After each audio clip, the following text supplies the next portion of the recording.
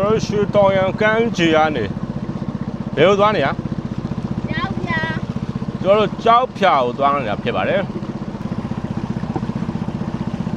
တဘာဝအလှတရားကြီးကိုကျွန်တော်တို့ဒါလက်တွေ့ကြကျွန်တော်တို့ခံစားနေတာဖြစ်ပါတယ်ကျွန်တော်ဟိုးနောက်မှာမြင်နေရတာလေးကတော့ဒါဓနိပင်ပေါ့ဗျာကျွန်တော်တို့ဒါမြစ်ဝကျွန်းပေါ်တွေမှာပဲမြင်ရတယ်တွေ့ရတယ်ဒါဓနိပင်ဖြစ်ပါတယ်ဒါအမိုးမိုးလို့ရမယ်ပြီးလို့ရှိရင်အမှရှိတဲ့အရေးကိုကျွန်တော်တို့ဒါဓနိရေဆိုပြီးတော့တောက်လို့လည်းရပါတယ်ဒီလိုမျိုးအရာတွေကเนาะကျွန်တော်တို့လိုမျိုးဒါပင်လယ်နဲ့နီးစပ်နေတဲ့နေရာဒေသတွေမှာပဲဒီလိုမျိုးအရာကိုခံစားရတာဖြစ်ပါတယ်မနေ့၈နာရီရေကြပါเนาะဆိုတော့ဒါရေကအခုဆိုတော့ဒါ12နာရီထိုးတော့မယ်ဒါတဖြည်းဖြည်းနဲ့ဒါပြန်တက်လာပြီးတော့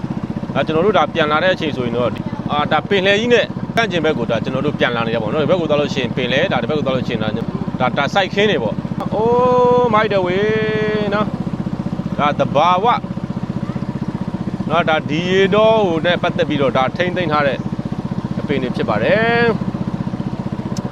ဆိုတော့တောင်ပေါ်ကိုရောက်လို့ရှိရင်ကျွန်တော်တို့အမှထမင်းစားမယ်နော်ဟိုစိုက်ခင်းတွေရှိတဲ့ဘက်ကိုသွားမှာဖြစ်ပါတယ်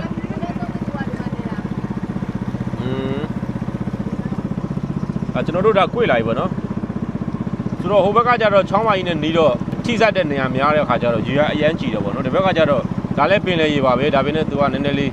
အယောင်ပြောင်းသွားတာပေါ့ဒီအရွက်ကတို့ရှိကပိန်းနေရနဲ့ဆင်တယ်ဟုတ်လား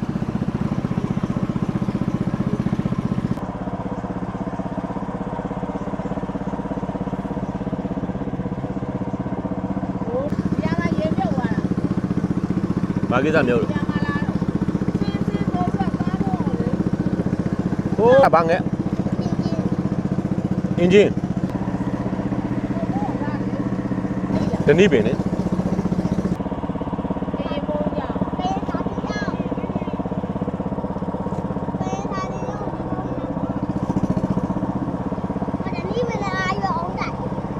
အုံးတိုက်နော်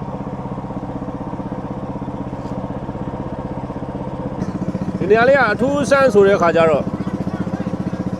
ဒါကျွန်တော်တစ်ခါမှမရောက်ဘူးတဲ့နေရာဒေသဖြစ်ပါတယ်ဗျ